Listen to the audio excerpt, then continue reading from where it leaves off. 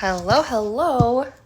Just getting situated for my Wednesday live at 4:30 Central. Trying to do these on the reg. I'll wait till people pop on.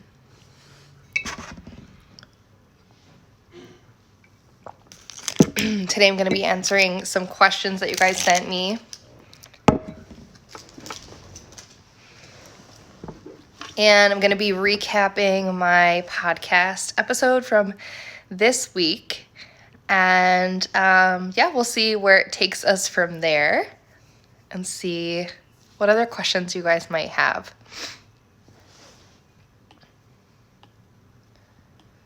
So just going to get started. And so the first question I got was, what's an easy way to start a mindfulness practice? I thought this was a really good question, and I'm going to take it from the angle of just like normal everyday life, but also like how can you do this if you're working? Because I know it's very hard to find time to take breaks or make time to take breaks and be mindful during your day. And all of a sudden you're like, oh, where has the day gone? Or maybe it's going by really slow and you're like, oh my God, the day. So when I think of mindfulness, I think of like slowing down and being really intentional. I think of noticing our senses, and I think of like meditation, getting quiet and reflecting. So that's like how I'm thinking about this question. So the first way that I sort of started to get into the mindfulness space is to use the Calm app. So the Calm app is free, but then you can buy membership to get like upgrades and things like that. I believe the meditations on there, the short ones, there's like a 7 days to mindfulness or practice meditating series on there. And the ones I started out with were like 1 to 2 to 5 minute meditations. Super crazy because you're like 1 minute, like that's not very long. But when you're first starting out, creating a mindfulness practice, if you don't have one already, it can be kind of daunting. And so sitting quietly with your own thoughts can be hard if you haven't done it yet before. So these meditations are guided. They're also, you can listen to like sounds, like I love listening to rain on the Calm app, and it'll like ding at you when time's up. So it's a really nice way to like ease into it. And I would say I used to do these when I was riding the bus on the way home. It's fine to just be meditating and mindful with your eyes closed on the way home on the bus. It doesn't have to be this special thing. You don't have to be like in a yoga studio to do this. You can be anywhere. I know that people say, oh, you're not supposed to like lay down while you meditate because you will fall asleep. But this is actually something I do all the time, where if I'm struggling to fall asleep, or if I'm just like have a headache, or things just feel a little bit off and I'm going to take a nap, I'll lay down and I'll put on the Calm app and I'll do like a guided meditation. And the point is that I am listening to the meditation, but I'm also giving myself permission to rest and lay down and nap and sleep because I'm trying to be mindful. And so kind of pairing the app with like the act of resting just makes me feel really good. I'm like, oh, I'm like giving something back to myself. So yeah, I'll fall asleep in the middle of the meditation, but that just means that I'm in this like really nice rested state. So I feel okay about it. The second way you can think about mindfulness is like, what does it mean to you, is to think about sanctuary. So I love this word. Some people are going to think of it as a church, but really your sanctuary to me, and the way that I heard it described, is like a space that, or a physical or mental space you can go to that really like fills your cup every single day and gives you joy. So it could be like you find sanctuary in painting. You find sanctuary in going for a walk. What about working out or closing your eyes for a few minutes? Or you find sanctuary, like for example, I have my mom's old rocking chair that my great grandma loved and sat in all the time. Like whenever I sit in there, I'm like, like love, like so much love in that chair. And so that could be a sanctuary for me. Sanctuary might mean like every day I do the same practice, and after that practice, like I feel so amazing. I feel so fulfilled. I feel so joyful. So think about what your sanctuary might be, and that can be part of your mindfulness practice, is to try to reground yourself by having that time for yourself every day. I also mentioned that mindfulness often reminds me of like being really in tune with all of our senses. So I once heard this tip where people, if you're feeling like you need to be regrounded or you want to have a mindful moment, what you can do, and you can do this anywhere, is just pause and think of your 5 senses, you know, the taste, smell, touch, all of that. And so like the example would be when you're eating, you know, actually enjoying the food by tasting it, smelling it, touching it, taking it all in, seeing it. And so that would be one way to be mindful when you're doing an activity. But also you could just pause and be like, what do I see right now? What can I smell? What can I hear? What can I touch? And that can really bring you back into your like physical body, but also like, oh, like I am also raising my awareness and being really intentional. So I sort of love that one. In terms of work, how can you create a mindfulness practice around work? So when COVID started and I was working remotely a lot more, one thing I noticed was like there were no breaks between meetings, because it was so easy to schedule like one Teams or a Zoom meeting right after the other. Whereas in the past, you know, a meeting might go from, you know, 11 to noon and noon to 1, but nobody was always on time to every meeting because we would walk between the meetings to in the halls. So we'd have about, you know, 5 minutes in between, and it was sort of like, okay, reset, refresh, walk around, you know, gain some more energy. But with being at home, I don't know if you guys have experienced this too, you just don't get that mental and physical break. So you can actually set your calendar to set up meetings so they're 50 minutes or 55 minutes long if they're hour meetings, or 25 minutes instead of 30-minute meetings. And that way you can intentionally end the meeting on time and build that extra 5 minutes in to like mentally and physically reset. Also, if you're the one controlling the meetings, you can, you know, time block some space between meetings for yourself. And make sure you do schedule lunch or a walk or whatever during the day. But what I've been loving is thinking about small mindful moments. It's something that I journaled in my bullet journal a lot about, was every day, how can I create a mindful moment? And over the summer, it was like orange dreamsicle lattes. I used to make them like every single day, and it was like my cup of warmth and just like a time for me to like really connect, you know, feel the hot coffee, smell it, taste it, you know, all of that grounding back to your senses, and being like, oh, I found so much joy and mindfulness in this one little small moment that's really insignificant, but makes a huge impact on a really, you know, in a day, in a really packed work day. So yeah, use the Calm app. Try just like short meditations to get a feel for it. You can extend them over time. Give yourself permission to rest by putting on a meditation. I think it's okay. Find mindfulness by thinking about what is your sanctuary, and take breaks between meetings and use those senses to really ground yourself back to your body and your higher self and your mental state. So those are my tips. I hope those help you. Let me know. Comment on this video if you're watching the replay. Send me a DM, message me in stories if you try one of these tactics. I would love to hear what works for you. Oh, sorry. I'm so tired. I don't sleep very well lately. It's because I'm always getting up to pee. So, I hope those help you. Next, I want to talk about confidence, and I want to talk about Joey Tribbiani. Hey girl, thanks for joining. So on Tuesday, I released my latest podcast, I had surveys you guys because I want to know like what topics you want to hear from me about leadership. And what was really interesting is a lot of you, love the strategy and the tools part of leadership, but most of you want to hear about mindset. We just talked about mindful moments for a few minutes here. So if you are just, I don't know how to like your comment, Elsa, but thanks.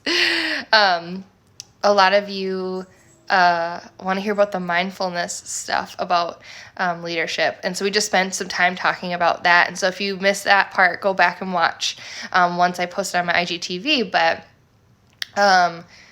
you also cared about confidence was one of the huge topics everybody voted for, even more so than like productivity. So I thought that was really interesting.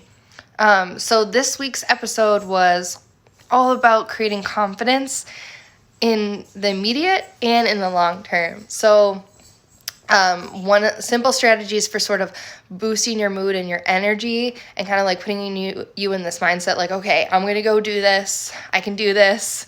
Giving yourself the confidence. But then also more long-term strategies like affirmations and figuring out what your values are and being with alignment, which helps you be in integrity, which gives you so much confidence because you're doing things that are going to contribute toward your legacy. So if you haven't checked out that podcast episode, it's called Glow Getters Podcast. There's no "the" in front of it. It's just Glow Getters Podcast. You can find it anywhere you listen, and I think it's episode 67. So something I've been working on with like these videos is I feel like I'm so much better live. Like this is how I am, like in real life. And when I record, I often feel like I'm more polished because I try to be professional, because I like to be prepared, and that's part of my job, right, as a leader. But also, like, sometimes I just feel like you don't get that Kayla flair. Like, I'm kind of weird. I'm kind of funny. Like, I love to create, like, I love to use humor. I love to make people laugh and, like, just be a light. And so I was telling my husband this, and I thought, like, how can I bring more of that energy to my recorded videos? And he was like, well, who do you look at when you record the videos? I'm like, well, like the camera. And he's like, well, that's boring. Like, of course, like, why would you be funny to the camera? He's like, well, maybe you should get a cardboard cutout of Joey Tribbiani. And I was like, that is such a Bob idea. So I am going to start researching cardboard cutouts of friends, cast members. Haven't done it yet. But if you know someone, let me know. You guys, like, you need to all send me, like, little Joey gifts and things like that to tell me if you think I'm doing a good job. So yeah, that is kind of my confidence thing too, is like sort of that, like, do I come off like I want to? And I think there's all this pressure on social media to like perform, and I don't want to perform. I just want to be me. Love that idea. Best show ever. I know, it's the best show ever. I was so upset when they took it off of Netflix. So then my husband bought them, and now we watch them like on Vudu, which is like the online streaming service, but pretty sure we had all the DVDs too. So fun fact though, I never watched it in college. Like when it was coming out, like in real time, I never watched it. And then when I was in college, my roommates were like, drop my pen. It's fine. My roommates were like, well, have you seen Friends? I'm like, no. Like, I just haven't. They're like, what's wrong with you? And I still hadn't, like, watched them. I think I watched one episode in college. My husband actually, like, exposed me to Friends. He was my roommate's boyfriend's roommate, if that makes sense. So, kind of funny. Love it. So if you have questions, put them in the chat for me and I'll answer them. Otherwise, I'm going to pull up some additional info I want to share with you guys. Started watching it when I was way too young. Yeah, I know. Well, I watched Grey's Anatomy when it was coming out, but actually not until it was in like the 5th season did I really start watching. And that was a freshman year of college for me. And my roommates are like, you need to binge the first 4 seasons because it's coming out the 5th. So I did that. I like studied and had it on in the background all the time. And now I can't believe it's like in the 15, 16, 17 season or whatever. And I won't lie, like when, spoiler alert, like if you, depending on when you're at, but like McDreamy died and I was like, I can't watch after this. Like, this is I can't, like, no. But I have since. So yeah, it's funny how those shows are like part of our identity as we grow up. Weird shows like from the 90s too, like Clarissa and Lizzie McGuire and stuff like that. So, all right. So I also wanted to give you guys a preview. Before I give you a preview, I wanted to say, if you haven't signed up for my newsletter, go check it out in the link in my bio. My website's there, and you can like click it says like sign up for the newsletter. Click that button, enter your email, and then you'll get it. Every Thursday I send one out, and I recap some of the podcast stuff. I give freebies, tell some more personal stories, and if you're on the list, you'll hear about things before other people. So that's exciting. You guys like my mason jars? These are like the bomb. I love them. They're so cute. Okay.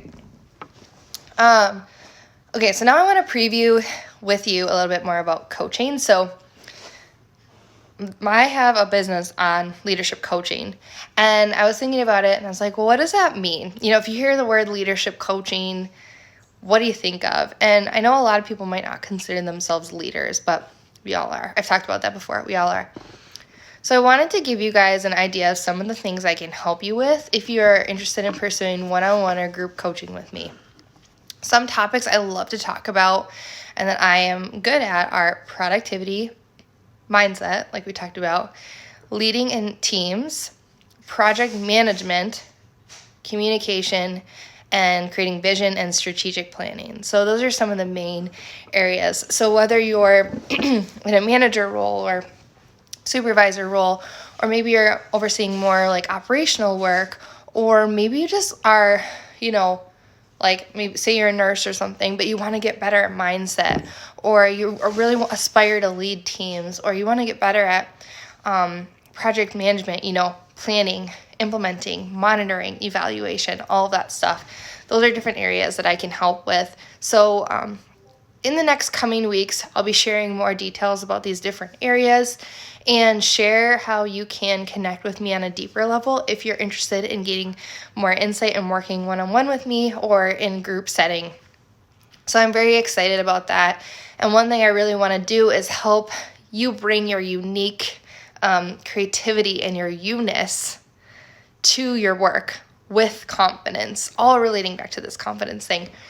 I think the coolest thing we can do is like embrace the strengths that we have. And a lot of us are really creative, but also end up in these like analytical roles. Bring in some of that and use it to our advantage and flourish. People are always telling me like, what's your secret? Like, why are you so productive? Or why are you excelling? And I'm like, I am not, I love to bring in creative, crazy, wild ideas, but I just approach them with confidence and think about like, I can do this, like this is going to happen, and sort of manifest it. And so that's what I want for you and what I want to share with you, because it can have a huge impact on your success, and really you become limitless. So if you haven't read the book The Big Leap by Gay Hendricks, amazing. I think I've referenced it a few times, but he talks about being limitless and like your upper limit that you set for yourself and sort of crushing that and keep going way above that. And that's something I can help you do with your confidence and with coaching. If there aren't questions, the last thing I want to share before I have to go pick up my daughter from daycare is in the podcast episode, one of the tips I gave for pumping yourself up and having confidence was music. If you find joy in music and dance, that's something I love. That's like an instant mood booster.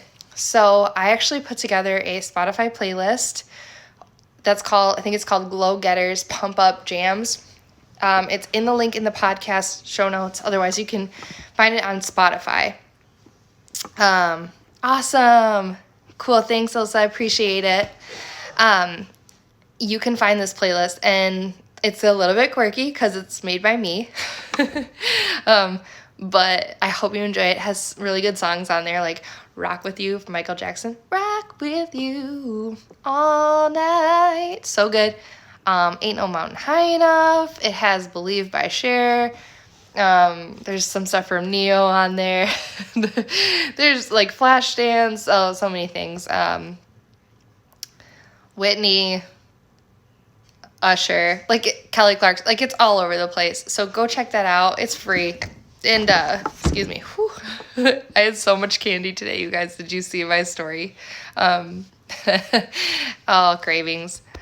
But yeah, check out that playlist. That's pretty good. I felt good after listening to it, so I hope you guys do too. All right, I will continue to look for your questions in the question box in my stories if you haven't asked them yet. If you want to, you can also put them in the comments below if you're watching the replay on IGTV. But I hope these tips, especially how to create an easy mindful practice, was really helpful for you guys. So take care, and I will talk to you soon. Bye, everybody.